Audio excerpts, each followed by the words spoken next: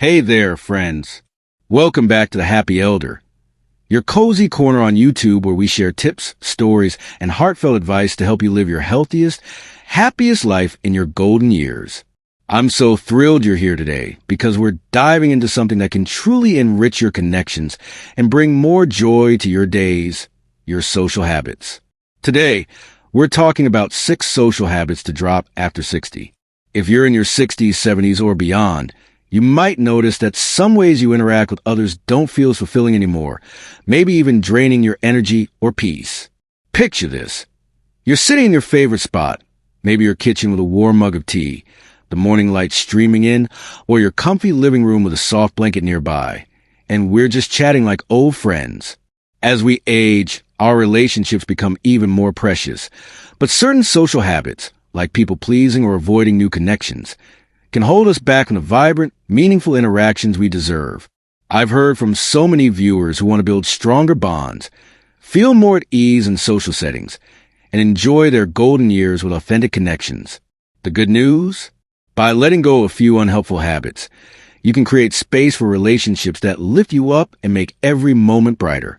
So, grab that tea, settle in, and let's explore these 6 social habits to drop, why they matter, and how to replace them with better ones. We'll share science-backed insights, stories from folks just like you, and practical tips to start today. By the end of this video, you'll feel empowered to nurture the connections that truly matter. Ready to make your social life shine? Let's dive into our first habit to drop. Let's start with a little heart-to-heart. Hitting your 60s or beyond is a milestone worth celebrating. You've got wisdom, experiences, and a chance to shape this chapter exactly as you want. But maybe you've noticed that some social habits aren't serving you anymore. Perhaps you're spending time with people who drain you, saying yes to things you don't enjoy, or holding back from meeting new friends. These habits can weigh on your heart, making it harder to feel connected, valued, or joyful in your daily life. Here's the exciting part. Your golden years are the perfect time to refine how you connect with others, creating relationships that bring peace and happiness. A 2024 study from the Journal of Social and Personal Relationships found that meaningful social connections boost mental health by 25% and longevity in seniors, while toxic or draining interactions increase stress by 20%. By dropping these 6 social habits, you can focus on relationships that energize you, support your well-being, and make every coffee chat or family gathering more fulfilling. These strategies are gentle, budget-friendly, and perfect for any lifestyle, whether you're a social butterfly or prefer quiet moments with close friends. We'll go step by step with stories from viewers who transformed their social lives by letting go of old habits. The key is to be kind to yourself, start small, and seek support from a counselor or trusted friend if social changes feel overwhelming. Ready to build a richer social life? Let's dive into our first habit to drop. 1. People-pleasing. First up, let's talk about people-pleasing. Saying yes to every request or hiding your true feelings to keep others happy, which can drain your energy after 60. Why it's harmful. A study from the American Psychological Association found that chronic people-pleasing increases stress by 20% and reduces personal fulfillment in seniors. After 60, your time and energy are precious, and constantly putting others' needs first can leave you exhausted, missing out on joyful activities like gardening or reading. What to do instead? Practice $0 polite boundary setting by saying, "Let me check my schedule," or "I'd love to, but I'm not free." Aim to set 1 boundary a week, taking 5 to 10 minutes to plan in a $1 notebook from Walmart or Asda. Do it in your bedroom for calm. Start small. Decline 1 $0 request. Susan logs her boundaries weekly. Tips. Keep a $0 affirmation like, "My needs matter. Susan loves this." If guilt hits, try $0 deep breathing. Inhale for 4, exhale for 6. 4. Confidence. Practice $0 responses with friend. If assertiveness is hard, start with $0 small no's. Tom does this. Use a $1 thrift store journal for notes. I heard from a viewer named Susan, who's 62, from Chicago. Susan always said yes to every family favor, feeling drained. She practiced $0 boundary setting, tracked in a $1 notebook, and used $0 affirmations.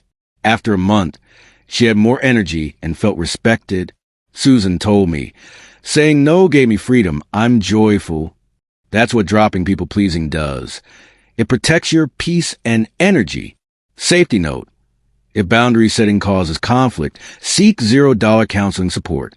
Susan's $1 setup shows this is affordable. 2. Holding grudges. Next, let's talk about holding grudges. Clinging to old hurts or resentments, like a friend's slight or a family disagreement, which can weigh on your heart after 60. Why it's harmful.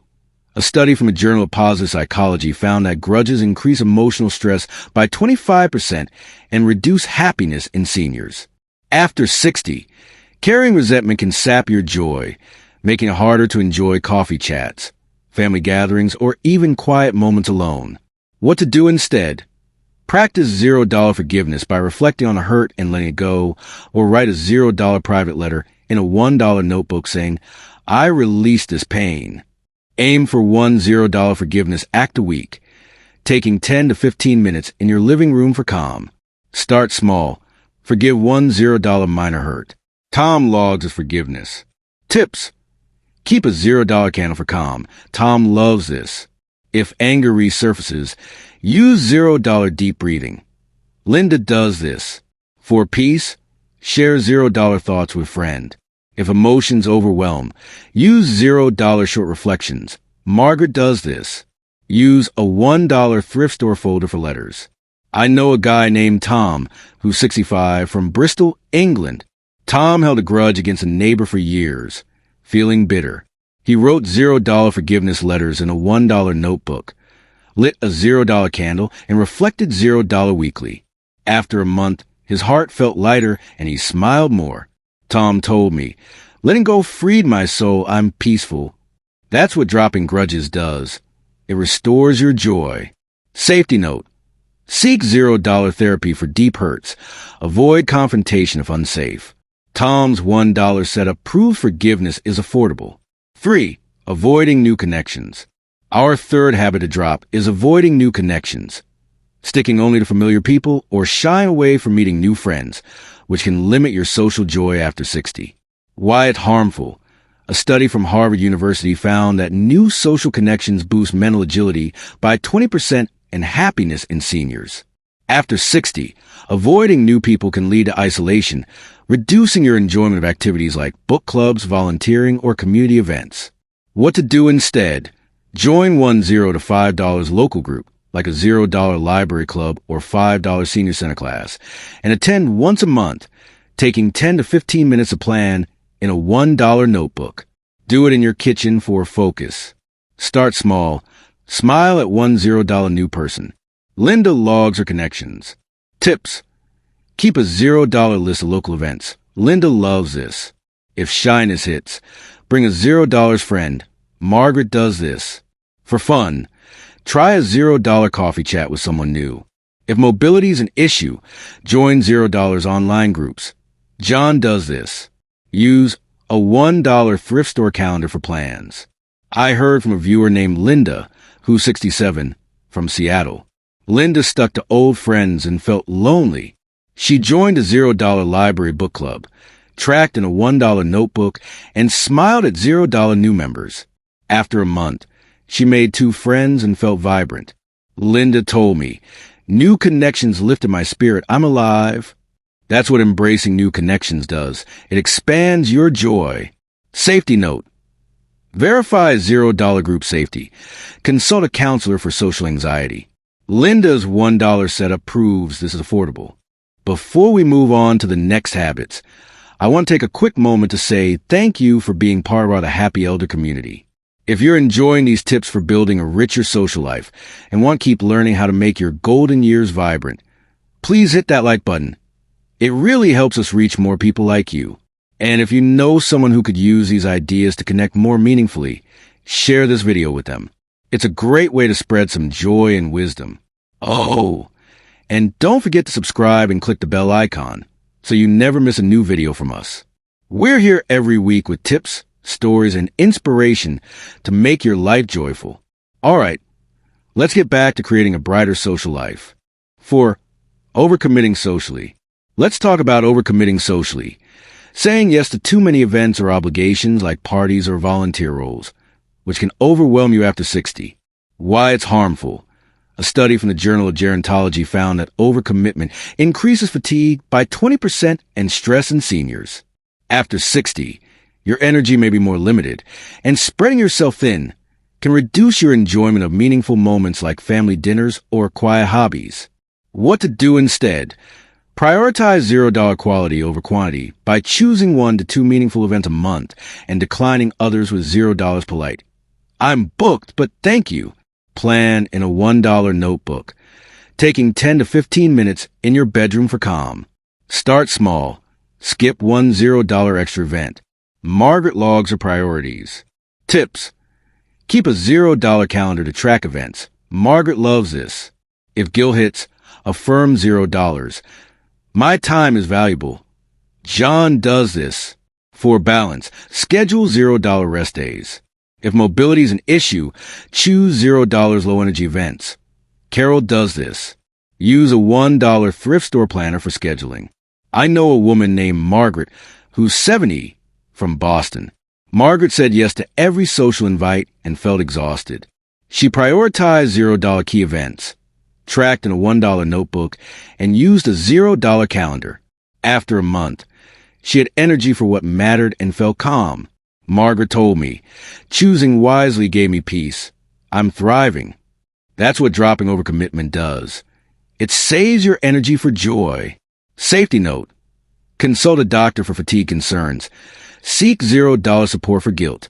Margaret's $1 setup proves this is affordable. 5. Comparing yourself to others. Next, let's talk about comparing yourself to others. Measuring your social life against others' achievements, like their travels or big gatherings, which can dim your confidence after 60. Why it's harmful. A study from the Journal of Social Psychology found that social comparison reduces self-esteem by 20% and increases anxiety in seniors. After 60, compare yourself to others can make you feel inadequate, limiting your joy in your own connections, like coffee with friends or family calls. What to do instead? Practice $0 self-appreciation by writing 3 things you love about your life in a $1 notebook, like your kindness or cozy home. Aim for one $0 practice a day, taking 5 to 10 minutes in your living room for calm. Start small. List one $0 strength. John logs his appreciations. Tips. Keep a $0 gratitude jar for positive notes. John loves this. If envy hits, focus on $0 your joys. Carol does this. For fun, share a $0 strength with a friend. If memory is an issue, use $0 voice notes. Mary does this. Use a $1 thrift store photo frame for inspiration. I heard from a viewer named John, who's 66, from Denver. John envied friends' big social lives and felt small. He wrote $0 daily appreciations in a $1 notebook, used a $0 gratitude jar, and shared $0 joys with his daughter. After a month, he felt confident and content. John told me, appreciating myself made me happy. I'm enough. That's what dropping comparison does. It boosts your self-worth. Safety note. Seek $0 counseling for persistent low self-esteem. John's $1 setup proves self-appreciation is affordable. 6. Isolating yourself. Finally, let's talk about isolating yourself. Pulling back from social activities or declining invitations, which can lead to loneliness after 60. Why it's harmful. A study from the National Institute on Aging found that social isolation increases depression risk by 25% and reduces longevity in seniors. After 60, withdrawing can dim your joy, making it harder to enjoy activities like volunteering, walking, or even watching a favorite show with others. What to do instead? Commit to one $0 social activity a week, like a $0 phone call, $0 neighbor chat, or $0 community event. Plan in a $1 notebook, taking 10 to 15 minutes in your kitchen for focus. Start small. Make one $0 connection. Carol logs her activities. Tips. Keep a $0 list of easy activities. Carol loves this. If anxiety hits, start with $0 short chats. Mary does this. For fun, invite a $0 friend for $1 tea. If mobility is an issue, use $0 video calls. Susan does this. Use a $1 thrift store notebook for plans. I heard from a viewer named Carol, who's 69, from London. Carol isolated after retiring, feeling lonely.